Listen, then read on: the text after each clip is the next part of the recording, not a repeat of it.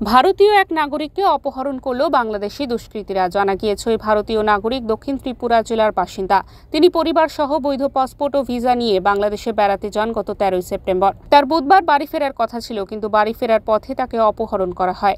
অপহরণকারীরা মুক্তিপণ বাবদ 1 লক্ষ টাকা দাবি করে। তখন তার অসহায় স্ত্রী বাংলাদেশি পুলিশের কাছে অভিযোগ জানালে তাকে রীতিমতো গালিগালাজ করে এবং পাগল বলে আখ্যায়িত করে। এর পাশাপাশি পুলিশ পরামর্শ দেয় যাতে তারা যেন অপহরণকারীদের দাবি মেনে নেয়। এরপরেই ভারতীয় প্রশাসনকে বিষয়টি জানান অপহৃত ব্যক্তির স্ত্রী। তারপর তিনি দেশে ফিরে আসেন। আপনার কি পাগলের সার্টিফিকেট আছে নাকি? না, এমন কথা কইতাছে পুলিশে, এরকম কথা কইতাছে হলো। আর তারপর হইল না, পুলিশ কিভাবে জানে, মানে কিভাবে আপনারা ইয়ে করছে যে আপনি পাগল কইয়া? আপনি তো গেছিলেন বোধহয় হাজবেন্ডের। হ্যাঁ,